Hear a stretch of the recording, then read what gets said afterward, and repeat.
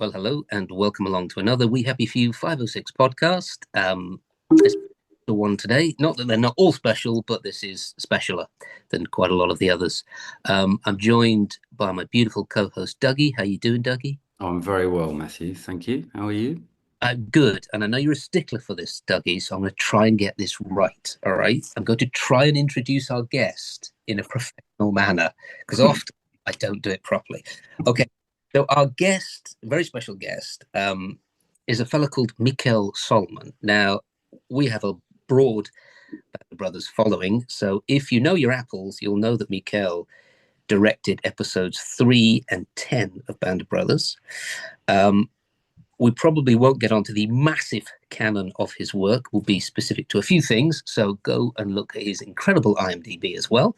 And welcome to the podcast, Michael Salomon. Thank you very much. Good to see you guys. Good to see you. Haven't changed a bit. That's what we're supposed to say, right? Yeah. Yeah, you're supposed to say it's good to see us. You are looking effervescently young, Mikael. How are Thank you? you. Where are you? I'm in Copenhagen, Denmark.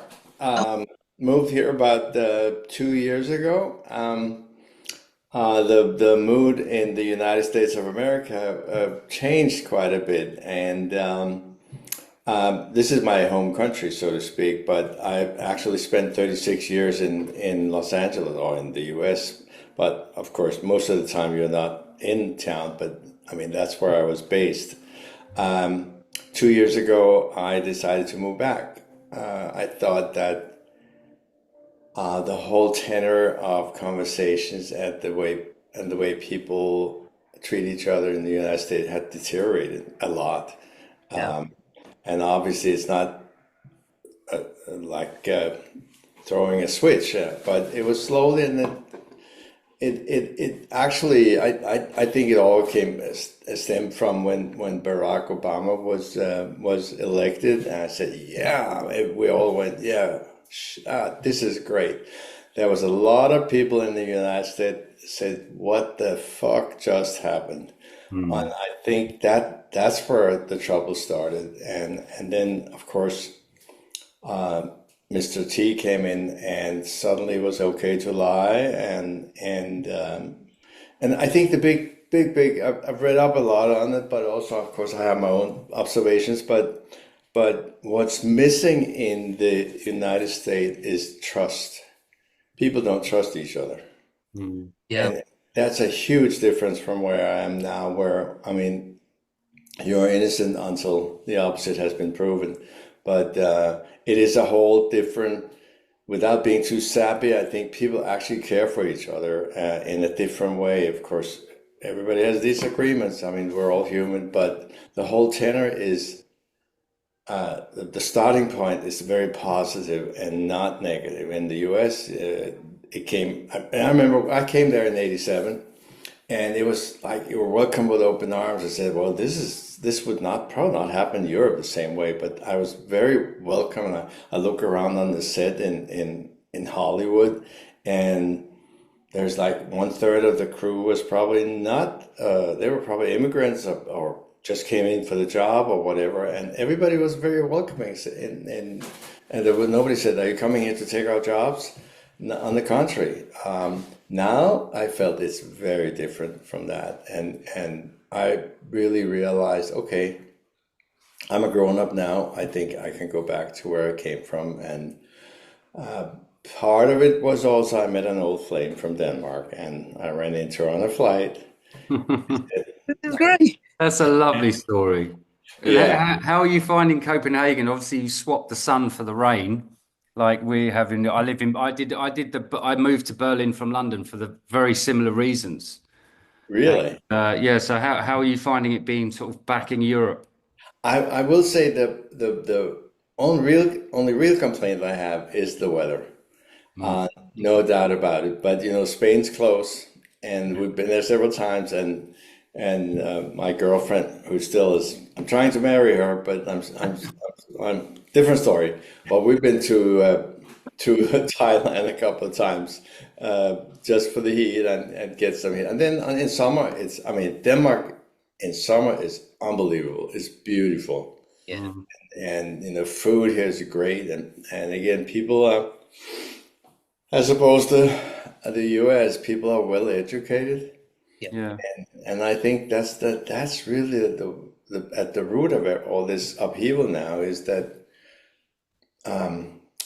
in order to get an education in the United States, you have to pay a lot of money. I have two kids over there, and my daughter is graduating from college in Orange, California in May, and my son graduated from a high school in Sherman Oaks, which is part of LA.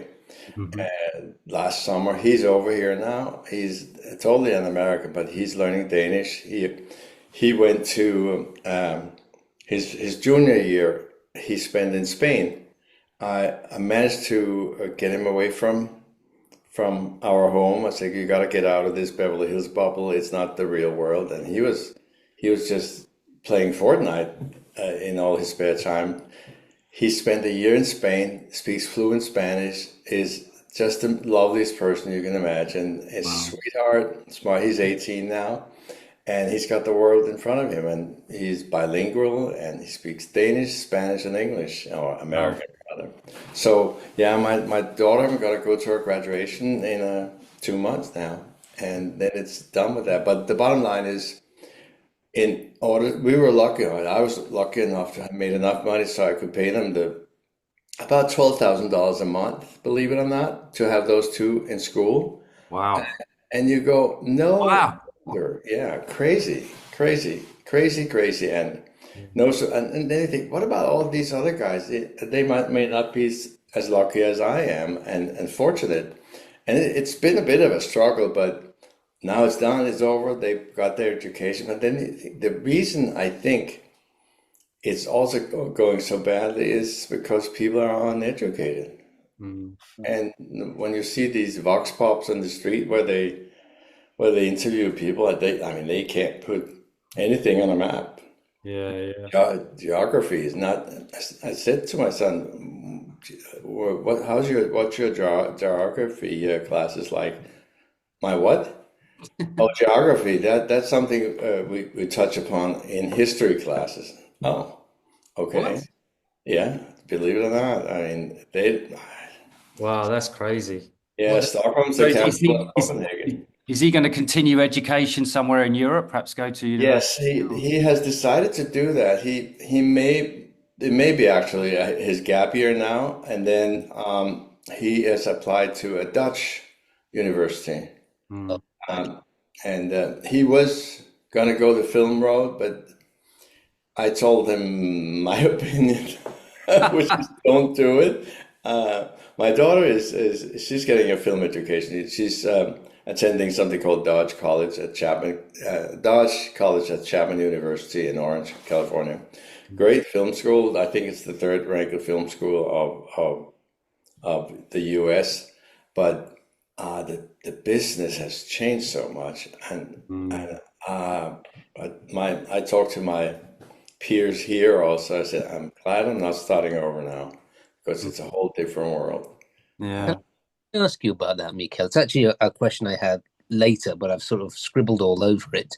When you started out, um, whole other world. So you start out in Denmark, and you train to be a cinematographer or a DOP, as kind of weird know it.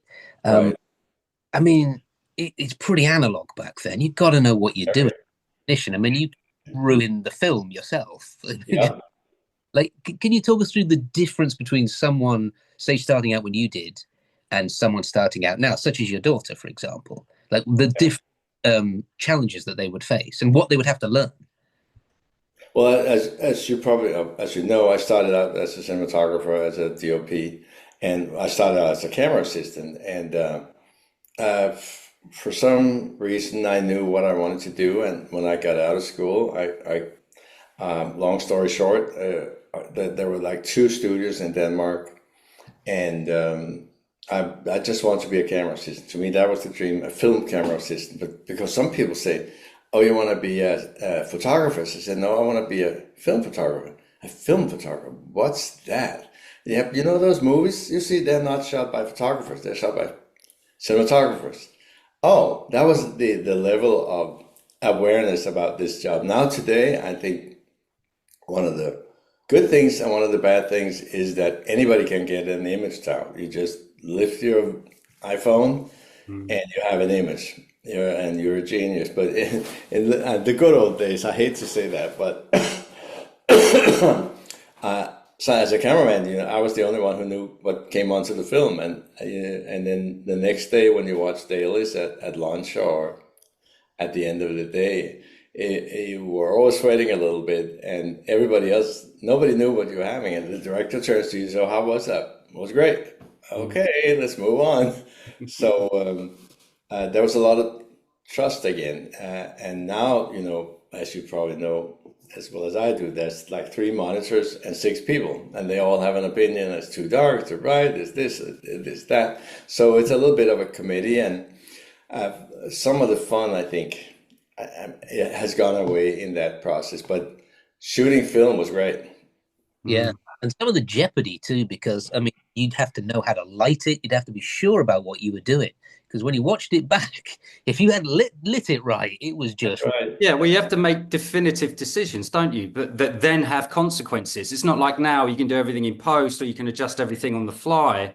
Back then, you had a set Yeah, up, and yeah, then that's kind of it, right? yeah. And the thing is, now you shoot the raw materials, and then, as you know, you can go in and reframe and do all Yeah. kinds of stuff with it, which is of course great. Um, but it's funny because some people still prefer to shoot film. I will say I embraced digital when it came out. After we did band. I did several series all on film, and we came to a point in the U.S. where there was an actor strike, and part of it was that you can't shoot film, but you're okay to shoot video, as they call it, video. Right. Okay, so and so I went to Sony, who was the producer. I said, "Look, I've actually been working with Ariflex in Munich. They are developing a digital camera. Sony had a digital camera that they used for news. It was a long thing and with very little sensor. And what that did was that because of a small sensor, you do use short focal length and everything was in focus, which is of course the opposite of what you want today. You want a nice Mm. blurry background, a bokeh. But yeah, I know Ari's working on that, and Sony had their own camera, but it wasn't ready for prime time. So I spoke to the guys in Munich. It's yeah, you want to come and do a test? And at that point, the test was on a big cart, and there were all kind of boxes. That was how they do it, and then they minimize everything when they agree what it should be. Then it's done into small elements. That was called the D10. And we actually shot a 6 hour miniseries that I'm very proud of called The Company. Mhm. Well, Alfred Molina, Chris O'Donnell, and Michael Keaton. And we shot in Canada and we shot in Hungary for 4 months in the winter. And then we shot in Puerto Rico. It was about the CIA from the 40s up to the 90s. And the fun thing is that we actually shot it with the D10 as it was called, Mm. and we had two technicians from Airflex with us on the whole trip because we had all kinds of problems that they had to solve. It was a maiden voyage for them.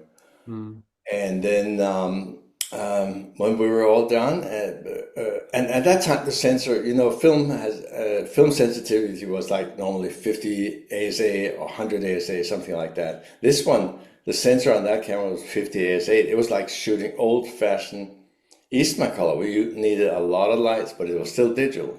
And Mm. so I still remember when we were not all the actors were on board, but what we were doing initially, of course, and we were doing a scene with Michael Keaton up in Canada where he's making a speech, long speech, and he looks over at me. I said, "How was it?" I said, "Great. Do you want to go again?" Yeah, and then he stopped. Aren't you gonna reload? No, no, just keep going. What? And he loved it. So of course the editors hated it because they got these hours and hours of Yeah, tons of food. Yeah. Yeah. But that was the big revelation, and the great thing was we were awarded a lot of things, but the one I was most proud of was my cameraman Ben Knott, who's an Aussie. He won the ASC award that year, Wow. and everybody would, what happened? Mm. Digital, and that was the forerunner for the Alexa, which I'm sure you've heard about. Yeah, yeah. That was the Alexa prototype. So Wow. So that was the beginning of it, really. So you kind that of was helped certainly, introduce it to Hollywood, essentially. everybody said, "Whoa, this digital thing could actually work." So That's in a way, But I remember Ridley Scott was my producer, and he came up to Toronto and came to the set. I don't think it really sunk in for him also what we were doing with the camera, but he comes over and he looks at the monitor. He's, what is that? It was, beautiful color, 17-inch monitor. And before that, we have those small shitty monitors yeah. flicker on them. I said, I want that, says he. And then you have to shoot digital. I'll shoot digital. No problem. And actually, right after he started on a 3D show, I can't remember which one it was. It was shot in 3D. Mm. And I don't think he's looked back. Shoots everything digital. Wow. That's a great story. That's the beginning. That's the change, the actual point of change. Yeah. Yeah. And And I that was really, just, was that just after, was that the job you did after Band of Brothers? no, I knew Was it you a were few going years to ask, but later? I had the worst memories. I'm actually looking It's on my probably, I think IMDb. I've got it here. It's 2007. I don't know if that's the release date or the shooting date, but the company was done there. It was a few years later, wasn't it? A few years down the road. Yeah. Yeah, I think there was something in between. I think I did something called The Glimpse of Helmet with uh, Jimmy Kahn, Mm. and I can't not even look at it. Let me see here. Yeah. That's television. Yeah. So Six. what was it like? So one of the questions we always ask, or the first question we usually ask is, what was your first introduction to the show? Who approached you and how did all that happen? And when did all that happen for Band Right. of Brothers? When did you come on board? Actually, it was very painless, at least for me. I had, let me think here. I think I'd shot, what had I shot? You'd worked with Spielberg. I shot always for Steven Spielberg. I shot always for Steven, and it was a feature I took over from a director they fired, um, and they were shooting in Africa, and it was called A Far Off Place, and it was Reese Witherspoon in the lead, 16 years old, and um, I got a call. I kind of drew a line in the sand. Okay, I'm not going to be a DOP anymore. Now I want to focus and see if I can get some work as a director. Um, and I was offered by Frank Marshall, whose first feature I shot, Arachnophobia, and he said, "I'm doing a live. We're going to shoot up in Canada. It's about this football team that crashed in the Andes Mountains in South Mhm. America." Um, and you want to come and do it? You've done a lot of sand, you've done water, you've done all that kind of stuff. I said, you shouldn't you do some snow? I said, Frank, I've had my snow in Denmark, believe me. But I hadn't made up my mind. So reason I'm telling you that is one day after that, and when they started shooting alive up in the glacier, I got a call from Kathy Kennedy, who says, Mikael, we have some problems in Africa. Go talk to Steven. So I called his office and they said, go to Disney and watch some dailies of the show we have going. And it was a far off place. And I had actually read the script a year or two before and told Kathy if anything ever came up for that script, there was nobody on it at that point. I would love to be involved. Mhm. And they hired this other guy. I said, okay, well, that's par for the course. So I get this call, and Steven says, look at these dailies, look at some dailies, and come talk to me. So I looked at 4 hours of pretty miserable stuff for a lot of reasons. And then this is on a Saturday, and long story short, Tuesday I was in Africa directing and had let most of the crew go. I had Wow. because that was one of the problems. It was a French director, and he had brought a gaffer on as the DP. I'd never DP'd before. There were problems with the actors, blah, blah, blah. The bottom line is when I came down there was tears all over the place. I flew down to Zimbabwe and, okay, so look, I'm just here to try and get you going again. And you know how it is in a situation like this, 3 days go by and everybody goes, oh yeah, I remember that. That was the other. And people are just focusing on the work. Did you have to reshoot anything that had previously been completed? Well, actually, it's funny you're asking because Steven said, you watch 4 hours of dailies, and we got them a 2 weeks delay because it was Africa, and they couldn't. You had to send it to get processed in England, and then on to Los Angeles. In Los Angeles, they look at 1 day of dailies, and they go, "No, okay, well, give the guy a break," and then a couple of more of those days. And then they finally say, this is not good. And then another week goes by. So they've been shooting for 2 weeks down there. And so Steven said, what do you think? I said, there's a reason you're replacing him, right? Yeah, you're right. Okay. So, but then you have to start as soon as you come down there. So I was scrambling. So Saturday, that was that conversation. Tuesday morning, I was directing in Zimbabwe. Wow. Yeah, replaced 2 of the actors too, and of course, Really? yeah, there were problems. I mean, there was a lot of things. This was in, I can't remember which month. It was really cold in Africa at night. It just as warm as it gets in the daytime. In their winter, it gets freezing, and they had a lot of night sequence with these 2 kids. Ethan Randall was his name. Ethan Embry, I think, is his name now. And a lot of what I looked at was 2 kids sitting like this, freezing in the middle of the night, and they had maybe 4 10Ks with them, and they were shooting anamorphic, where you need quite a bit more light. So Steve, are you gonna still keep shooting anamorphic when you start over? Say, yeah, it looks great. Yeah, but no, it'll be fine. So I ended up shooting those sequences day for night instead. Right. And that worked great. The kids were warm, and so that went really well. And then it was pretty smooth from there on. And we actually finished on schedule and time. So when Band of Brothers came around, you were one of his first calls? Yeah, Yeah, reliable. I don't know if I was one of the first. They'll never tell you that. Yeah. But he actually offered me to direct Zorro after Okay. he had seen the cut of Far Off Place, and I prepped on that I prepped on it for almost 2 years. I was doing commercials to stay alive, but the story was basically that they were TriStar Columbia was going to do it, and I went there with, oh God, what's his name? It was so bad. My name, the guy who produced Schindler's List, he was my producer on it. Oh my God, he's not with us anymore. But we worked hard on schedule and budget, and we went up to TriStar and said it's going to cost 45 million. No, can't do that. 35. Okay, so we went back to the drawing board. Branko Lustig was his name. We went back, worked on it for a while, get back again, said, look, we really can't get it under 45. And then it was like nothing really happened. I said to Steven, would you mind if I bail because I need to get going on something else? He said, no, go. You have my blessing. And he put in a good word for me on a show called Hard Rain. So I ended up doing that. But what I learned was, I think, what's his name? A Spanish director. I'm bad with names. He came in, exactly the same thing happened.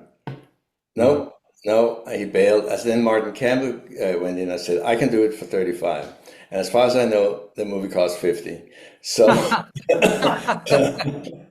so I learned a lesson there, lie. Yeah.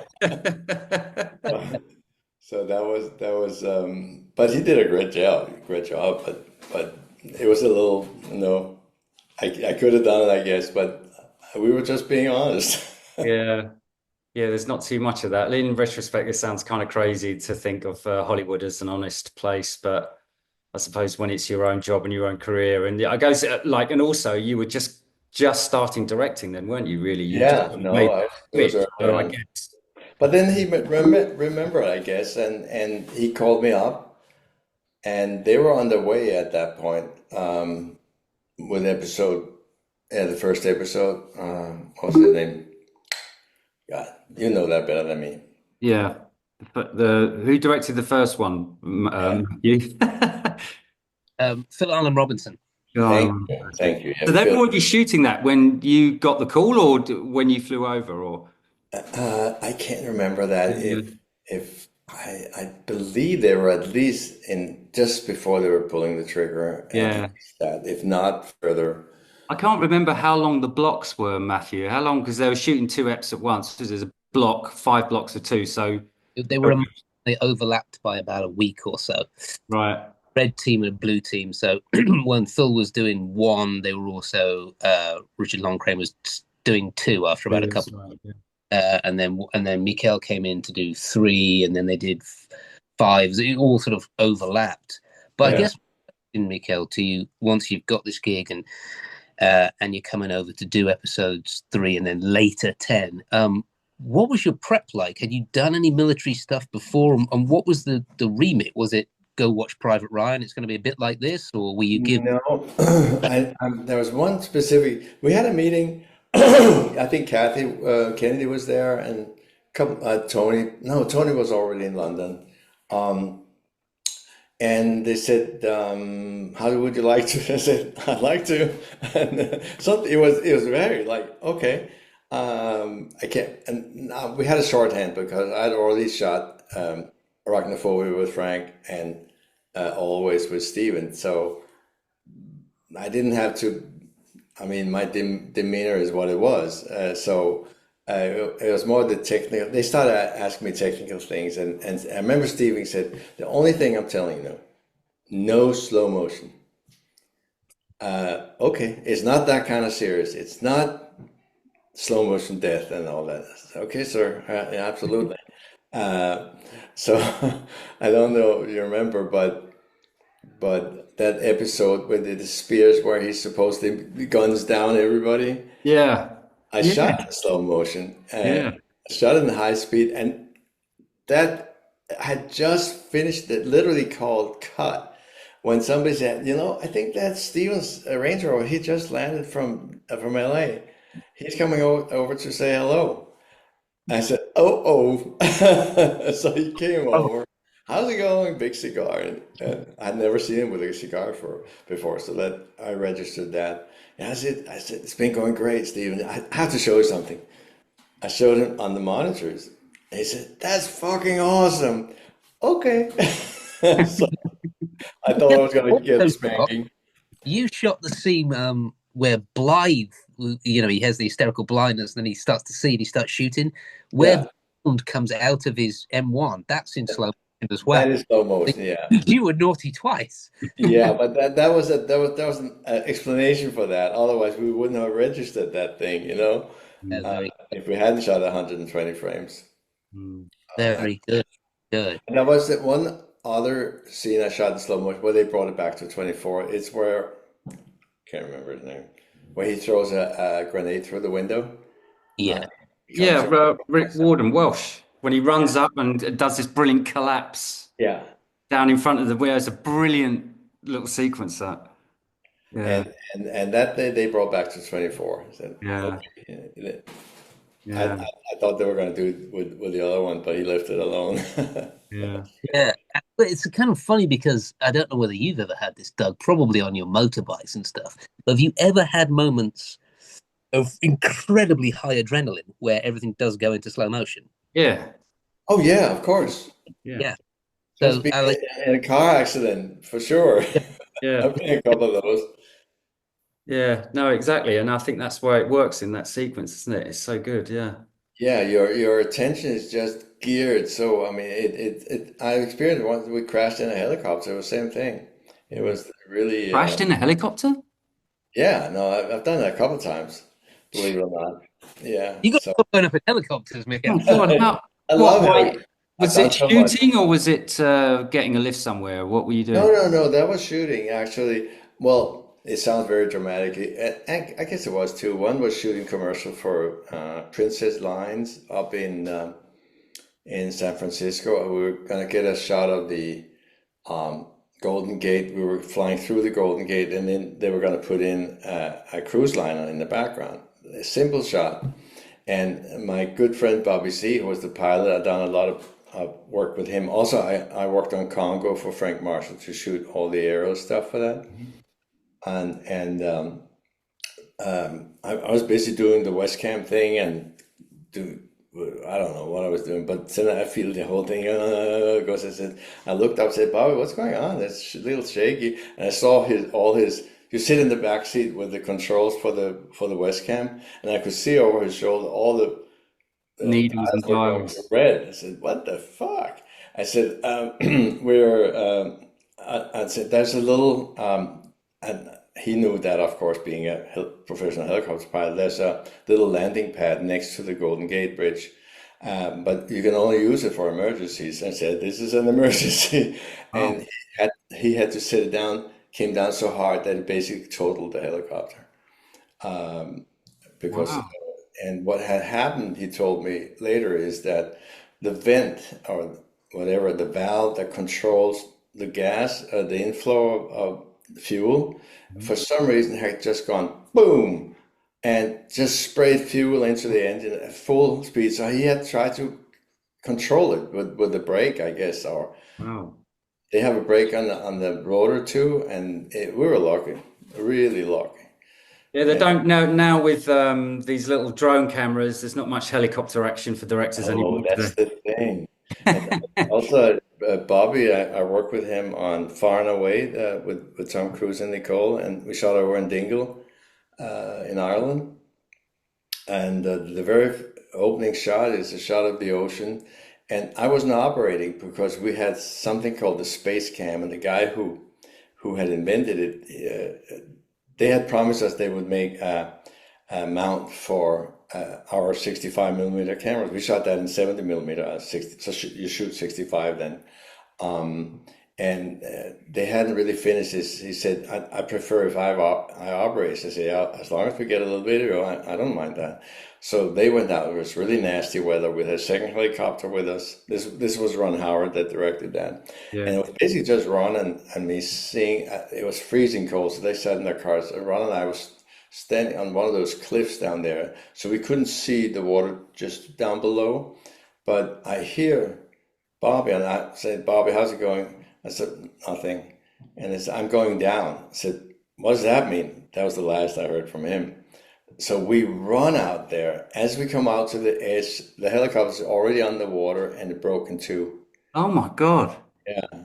And the operator, the space cam operator, he got picked. We had a second helicopter following them because the weather was so bad. But he followed and he threw a rope down to the camera operator and Bobby C. They pulled him out. They couldn't get him out because you can't just pull people up, but they Yeah. dragged him into the beach. Yeah. Um, Wow. and Bobby got came out of the water like a cork way out there. And he later told me that it was the seat as a floating device that had actually the cupola there had cracked, and the seat had pushed him up, and that was how he got saved basically. And he when we finally got hold of him, we formed a line because you couldn't walk there. It was wet, these wet rocks. It was a real ankle breaker. There's actually there's a book about it and about the movie and that's a whole chapter in the book about what happened there. But Wow. he got a big gash in the back of his head and it was blue when we got him. But Yeah. no, they didn't. They both survived. Yeah. Very lucky. Very Yeah, lucky. yeah, God, filmmaking seems to be a lot more exciting back in the 90s and the 80s with all this sort of yeah, stuff You because everything was manual and everything, yeah, and everything was yeah. practical and you had to be up there with, and all the And, big directors of the 80s, having 15 cameras going at once or whatever. There must have been uh, mayhem. yeah, when we did Far and Away, we had. we had 9 65 mm cameras Yeah, going. that was a big movie. That, yeah, it Yeah, was a good yeah. movie. I watched that. I haven't seen that for years. Yeah, it's good. So Yeah. it just, if you can hold your horses just a little bit more, there's a brand spanking new Blu-ray coming out in 4K. Because I just did an interview with everybody that was involved, and they rescanned it, and I hear it's beautiful. They sent me a sample, but I can only see it on my screen. So Yeah. Oh wow, really? All right. yeah, so that's coming out very Yeah, soon. that'll be interesting. Yeah. So getting back to Band of Brothers, then how? Because it's kind of strange that you did episode 3 and then you did 10 as well, where we shot most of it in Switzerland. How did that come about? Did someone else pull out, or was you always slated to do 10? No, no, someone else pulled out. That was Steven. Yeah, that's what I know. He was down to direct one of them, but I didn't know which one it was. Matthew, did you Yeah, ever yeah, do? I think it ended up with him wanting to do 10 because it's obviously the finale. And he calls me up one day and says, "Look, uh, I'm going to do AI. I'm going to start prepping. And I really like what you did on 3. Would you like to do 10?" And you're like, "Sir, yes, sir." Yeah, So that was great. I mean, there's such a that was a great moment because you yeah. Can I ask you about that, Mikael? Because I'm not quite sure how to frame the question. Did Stephen have an influence on how you shot Tem? Because it definitely has a very large cinematic end of the arc feel to it, especially that baseball game at the end. yeah. I mean, one thing that Steve said, which was more in general, Hmm. was he said, and I can say that because, well, I'll tell you why. He said, "Don't forget the wide shot." Hmm. And what he meant by that was, I won't forget the vines. No, he said you have to show the geography of Mm. what's going on. It was like quarantine. Show where they coming. Where's the road? Where's this? Where are they going? He can't. And he actually, you can cut that out. But he actually cited Michael Bay. He said all is shaky cam. Nobody understands where anybody is in space. What's going on? He said you have to show people where they're going, and I mean not rigidly, of course, but you have to. I think it was such a great advice. I always think about it. I said remember the geography.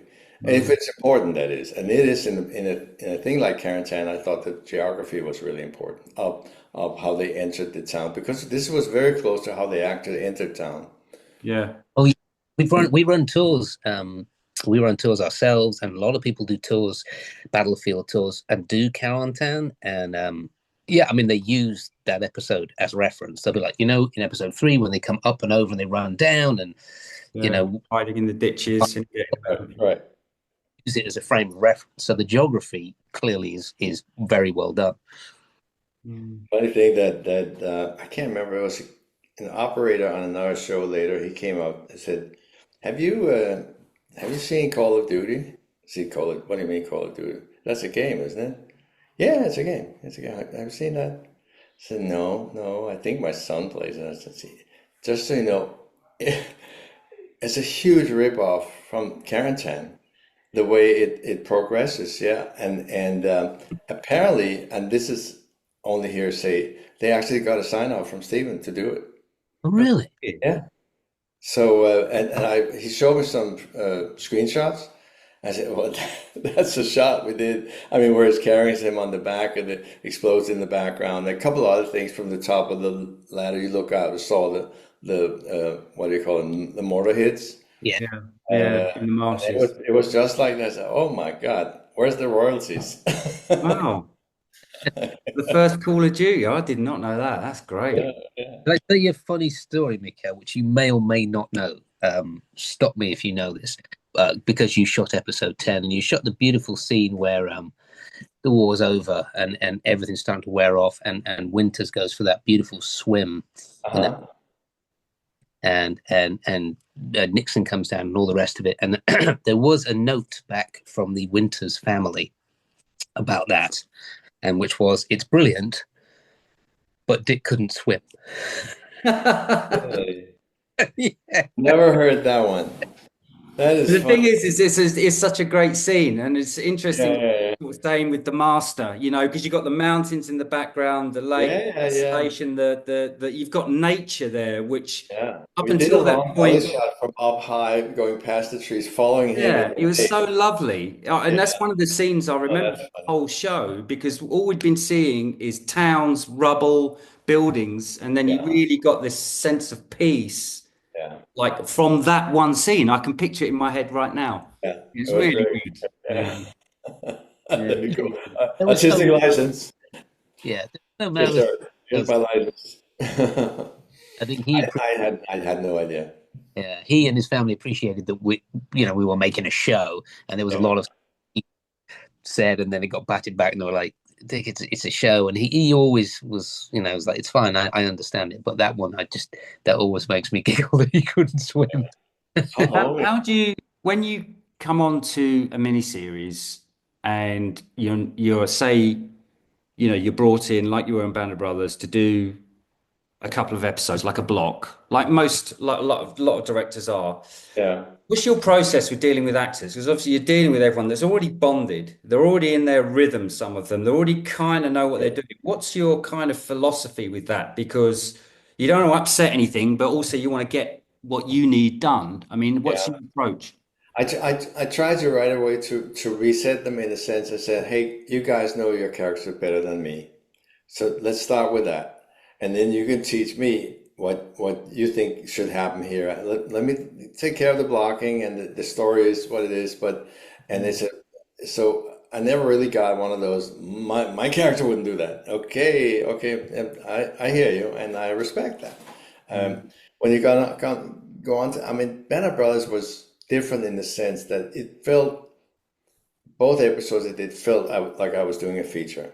And there was nobody ever came down I mean, even on features or TV sets, there's a lot of people around the monitors these days, but nobody ever came down and said, hey, shouldn't you do this and that? Or you don't have enough coverage, you don't have too much coverage, or TikTok and all that.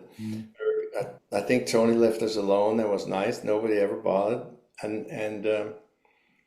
And had you seen any of the dailies from the first block, and had you stepped onto the set at all? Would you and like no? and that was really interesting because you probably heard that it feels like is part of a big plan, but if in reality, every director did what they felt they should do. I think Yeah. no, I mean, I talked a little bit to God, what's his name? He So shot that he shot two also. Nutter. oh, not David Nutter, yeah, yeah. Yeah, Got five. Yeah. but it's crazy that the show doesn't feel like 10 different Yeah, it directors. doesn't. Yeah. Oh, It no, that's what I has, mean. It feels like, but I think I mean, everything was there, of course, yeah. and and again, the character were the character. I mean, I only one time. The only real controversy was Matthew Settle. Um, I had a Judging by our reaction, this does not come as a surprise to us. no, no, but the story with him, I mean, I kind of enjoyed that story in a way. And we were shooting a night shoot, long dolly move at night. So I'm sitting at the beginning, phones on, and cut at the end there, and then he starts to talk to the other actors. Well, we should do just this and that and that, and then we came back to one again. And said uh, maybe you should let I can't remember what I said. Something you should leave them to do what they think they should do. So take two. Fuck, he did it again. So I went down to him. So Matthew, what is that line you have where you say blah blah? Oh yeah, that's blah blah blah blah. So I said to the other guy, I can't remember. You say that line. That's your line now. You can't do that. I said, watch me. I said, one more time, I'll take another line from you. Wow. Yeah. Yeah. And then they loved it, the other guys. Yeah, yeah. I I mean, he remember, loved directing. I said, that's my rice bowl. Yeah. I That's a thought, really so that's your technique. That's a really good technique that cuts through someone with a kind of a bit of a bless his heart, but a bit of a narcissist kind of Yeah, I mean, I've never done it before or since, but it Really? Oh, wow. Yeah. no, no, but it kind of felt right because it didn't really matter who said the line in the context. If it was, of course, if it were a story between the relationship, but then it would have been a different thing. I probably couldn't have done, but in this case, it was just perfect for that. Yeah. No. Because I can remember doing episode 10. It's either the scene where Grant gets shot and then me and Matt settle and I go and get the doctor and all that business, or it's another scene after it. And we did a little rehearsal. We did a cut of it, take of it, and Matt Settle came up to me and, hey, you know when we do this, and all I could hear is Mikael's voice go, Matthew, stop directing the actors, I'll kill you. Said that? I don't remember that. Apparently he did. I mean, you know what? The bottom line is he could have had a brilliant career, that boy. I I, know. I mean, he was super handsome. He did well on that thing, the submarine thing. Yeah, Uh, yeah. I can't remember what it was called. And You fight. everybody, this guy, but he did it to himself. Yeah, Yeah. yeah. And It's often reminded me of my daughter in that I can scream at my daughter until I'm blue in the face, and she just looks at me and then carries on doing exactly what Yeah. yeah, that's Matthew Settle. Yeah, bless his heart. Yeah, but I remember his kind of mood when we were shooting 10, because I had a little sequence with him when we're going, we're going to go to the Eagle's Nest. I come in and come out, and before we shot that scene, I do remember him, now that you said that, coming up to me going, well, I think you should do this, and I think that, well, why don't you do this, and why don't you do that, and I kind of just got this really heavy sense from him, and I was just like, oh Yeah. yeah, I found it quite challenging, really, but But yeah, it's also because I think most of you guys were sort of behaving like soldiers in the sense like we'll do what we're told and that's it. And yeah. then he suddenly started to, oh, you know what? So I have said that line to somebody else actually. Uh, I said, when you get your own big show, you direct, okay? yeah, brilliant. Were there any filmmakers from the past that you drew on as um, inspiration for Band of Brothers at all? Any of the sort of old jump forward stuff or any of the old documentary stuff, or did you just have a feel of it straight away? Just like I know what I'm going to do. I can't say always that I know what I'm going to do. I've learned from the best meeting from Steven that Mm, I ad lib a mm, lot. I come in with a plan usually, and then I set up the actors and this we say the lines, and then I usually ask them, well, what do you feel is the right thing to do here?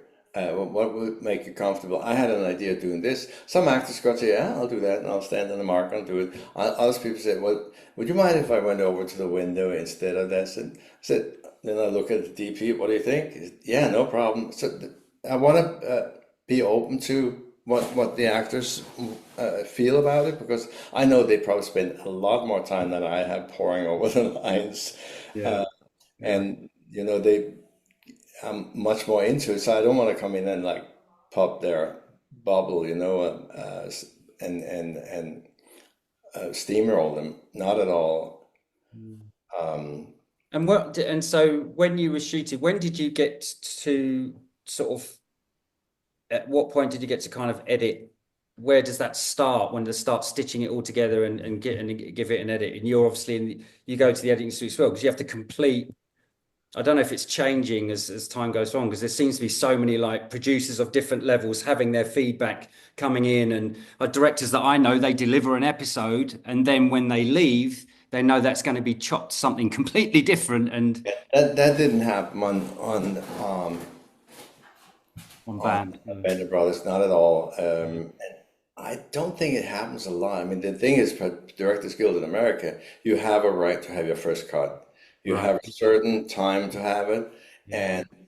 and usually, if there's a usually, the producers look at that and say, "This is great," or they say, "This is great, but can we try something else?" Mm. And I've had that with some studio heads also where this Michael Wright, for instance, I don't know, he's the MGM guy right now. He sent me a memo and said, no, try to do this, that, and the other, and if it doesn't work for you, don't worry about it. And that takes the pressure off in the sense that, well, and my theory is always, if there's somebody on a test screen who said, I have a problem, I didn't understand, but was he married to her or what? If he has that problem, it's relevant, and you should look into it, see if there's something you could do about it. Or maybe just wasn't paying attention, then fuck him. But otherwise, I think you need to listen to what people have to say. Yeah. Yeah, true. It's definitely a huge collaborative process, isn't it? I mean, and how do you like moving back to Europe? So we all know that, loads of US shows are shot in Europe and it's not kind of going to be a big deal, but how do you feel obviously you're not starting from scratch here. You've got a very long and an illustrious career, but what's the sense with the kind of things that you're looking at possibly doing now, and what's the feel of everything around you now? Are you kind of excited to be back in Europe and perhaps shooting some different stuff? Excited to be back in Europe, and very excited to be back here. It's a whole different lifestyle, of course. It's a completely different, but I mean, I knew it from then, and you just get lulled into the lifestyle in Los Angeles, which is a whole different lifestyle. So, when I came back here, I really didn't think I was going to do anything here, but I'm being asked about a couple of things. One is a TV series, low budget TV series. The other thing is a feature. But I always thought, I worked a lot in my life, and I always thought, if I don't get a call sheet that says 6 a.m. tomorrow morning, I'm gonna die. But I have to admit, it's been really nice. I spent time with a woman I love, who now she's the one who goes to work once in a while. She works for Scandinavian Airlines, so she flies No off. wonder, What's that? no wonder you look so healthy. Yeah, more relaxed lifestyle. That's a good thing. I had to learn to relax, and I'm learning. But we go to operas, we go to concerts, we go to the theater, and so it's something I never had time for. But she said, "Well, Simply Red is coming June something, and Robbie Williams is coming to Copenhagen also. I've bought tickets, and this is like in October. I've never been able to make schedule for something that was more than 2 weeks out." Yeah. Because you always know. I once bought a subscription to Hollywood Bowl. They always have great things. I think it cost $4,000 for a booth with 4 seats and then 4 performances. I didn't get to go to one of them. I can't remember. Did you? I can't remember. Did you have an Airstream that you used to bring? Was you the director that brought it? Who brought the Airstream? Wasn't there a director that brought an Airstream with him to work out? That was Coppola.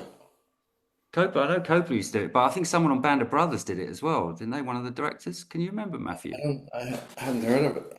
No, I don't remember an Airstream. Yeah. Could they have brought it from the US or? Yeah. I can't remember. Maybe I'm mistaken on that.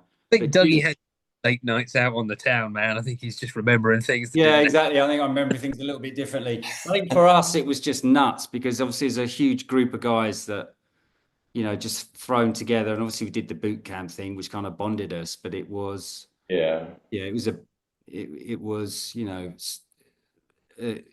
kind of overwhelming. Really. I know, and the interesting thing is, I followed that at Disney. I was never really pursuing it, but I can see now how what an impact the show has had on a lot of people. Not just us doing it, but a lot of people have commented on it. And it came on Netflix here not that long ago, and it was like a whole new audience. And people said, "You did that, and I saw your name." And then, that's 25 years ago. But the thing is, the show doesn't age. Yeah. It's it's you guys I guess we all did just an amazing job of it. It's just pretty much a high point as things go. Yeah, I think so too. Listen, Mikael, we've had you for about an hour. It's been an absolute pleasure talking to you. I think I'm going to let you go back to your love life, your burgeoning, beautiful love life. You're, you're doing in I'm a lucky guy. Well, it was great talking to you guys. It really was, Yeah. and you really haven't changed much. You have got glasses, but that's the only difference I really see. Maybe a little more like me Yeah, a here. little bit grey here. Yeah. Yeah. But Matthew really hasn't changed at all. He is really, Oh, he hasn't. yeah, yeah, He made very, the same deal as I did. yeah, yeah. exactly. But if you ever come to Berlin, get in touch and we'll have a coffee or something if you ever pass through. So you're in Berlin now? Yeah, yeah, I've been living here since I moved here in lockdown in 2020. Oh And wow. I yeah, was just there with my son, my 18-year-old son. We drove through because he got a job in a temp job in Prague. So I said, and he's never been in Europe before. Well, as a kid, a very small kid, he was here. But so we drove from Copenhagen down to Berlin and stayed there a couple of days, and yeah, he had to see, Checkpoint Charlie and yeah, all all that the good stuff. stuff. Yeah. And then we drove to Krakow, so he could go to Auschwitz and take a look at that. And then Wow. I dropped him off in Prague, and then he worked there for 3 months for dear friends of mine that has a visual effects company that I worked with for years and years. Yeah, So Prague is yeah, I've worked out there many times. It's a good, nice place to work. There's a lot of filming going down there. There's good crews down there. yeah, Yeah. it is. Are you guys working? I'm not at the minute. Are you, Matt? You've been auditioning a bit recently, haven't you, Matthew? Oh, not really. No, I don't really Yeah. audition anymore. No, I do other things. Yeah. No, I'm still in the game, but just taking some time out of it, really. Yeah, Just yeah. to get back into it this year. But I yeah, think, I've still been doing it for a while. Yeah. Managed to scrape a living for the best part. but Yeah. I fear, as I said, my son wanted to get into the movie business, but now he has second thoughts, and Yeah. I think the business has changed so much. Yeah. It's bad, but we'll hope for the best. Eh? Yeah. Thanks. All Listen, right. Mikael, thanks for joining us. Thanks. One, Thanks, Mikael. I yeah. wish you well. Take Guys. care. Well, Bye. That was Wow. pretty cool. Wow. So great to see his face again. But it's just great to listen to him. Yeah. Yeah. Yeah. We've had one that's got cool crashing helicopter stories and things like that. Yeah. It's insane. I did And want, who knew that there's a connection between Band of Brothers and Call of Duty? yeah, I did want to ask him, but I didn't. What type of chores do you give your kid to do around the house if you're paying $12,000 a month college fees? Yeah. Build the house, I think.